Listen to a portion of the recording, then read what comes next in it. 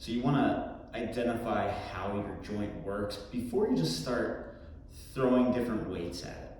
So we have a couple of different types of weights here. We're going to go through the same movement and show you a couple of different variations to get the same stimulus into your shoulder without risking any sort of injury with it.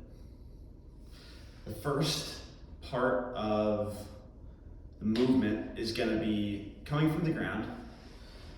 The reason why you're starting on the ground here is to give yourself a little bit of gravitational feedback, so you are facing gravity here, but it's from a position where you can pretty much guarantee and lock out that it's just your shoulder joint moving. This move is called the shoulder armbar. And the reason why is because you get your arm into this fully extended position, nice and straight, and all the movement here is just going to come from the shoulder.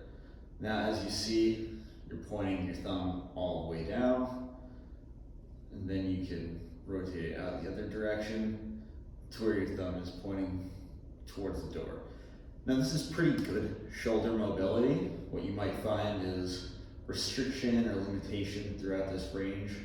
So before we start loading any massive weights, we want to see if we can expand this out a little bit. So one thing we can do without adding any weight whatsoever, just by squeezing a fist and possibly adding a little bit of a load to the top here. One thing that I like to add is a nice light shoe or something very light, like a box of tissues, something that if it falls off of your hand because of balance, it's not going to hurt, it's not going to damage anything, it's very light. But your main goal here is just to keep your fist balanced as you're working through this range of motion. It's a slow motion because, again, you want to make sure that you're getting that full range of motion, and it's only coming from your shoulder. What happens if you speed this drill up is you start to lose control. You might be tilting your fist, just losing some of the stability. And even though the stimulus is coming from here, the area you're trying to strengthen and work is here. So what you really want to focus on is creating a squeeze in the muscles enough that even though, again, the stimulus is here, you're going to feel the motion and the challenge here. You can just create this tension just by squeezing down on your fist and trying to irradiate or create tension in the forearm, and then try to increase that squeeze into the bicep and tricep, and then increase that squeeze into your shoulder, your deltoid, and really just isolate that movement into the arm.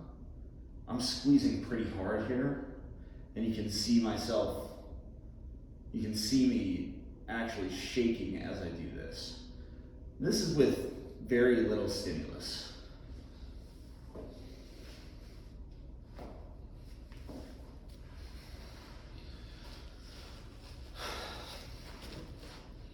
Next, we add a little weight.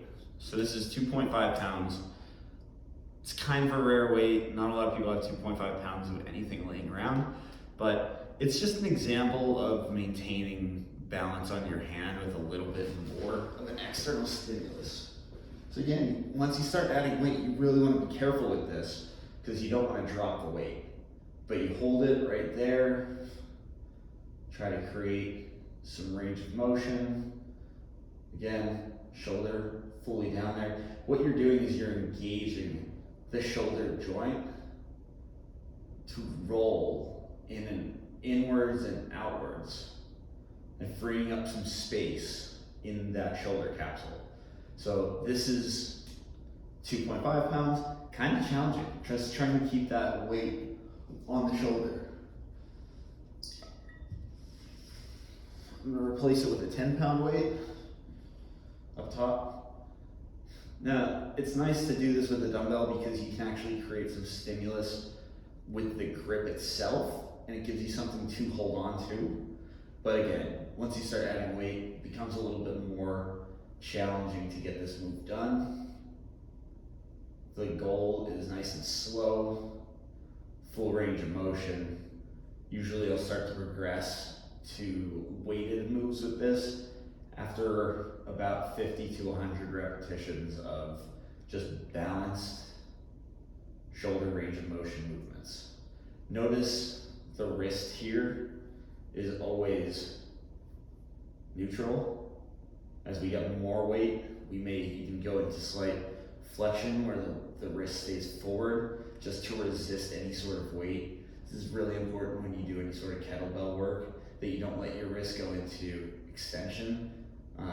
If you do that for a long period of time and you start loading it, you're really going to start to feel potential aggravation into the elbow, even the shoulder, the neck. So we want to maintain neutrality in the shoulder as we do this. Again, nice and controlled.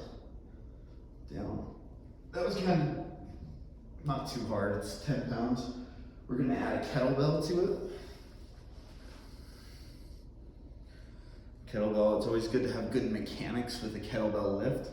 So generally you wanna start on your side here, getting good grip onto the steel itself and trying to maintain this shoulder or the wrist flexion instead of wrist extension.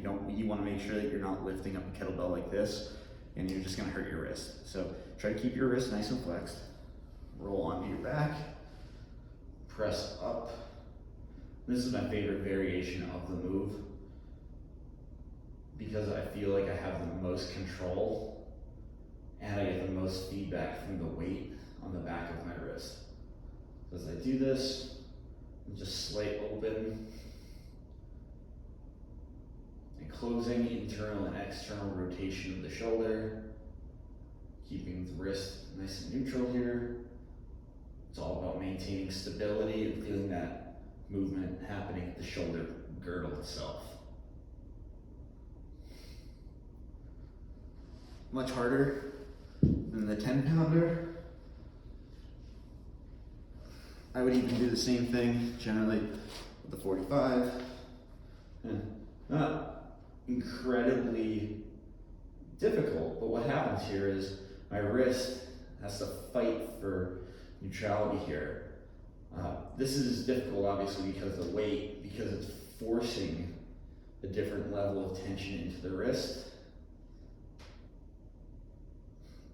But if you squeeze hard enough, you can replicate this same tension with a much lighter weight and really get what you need done according to your own capabilities and mobility standards.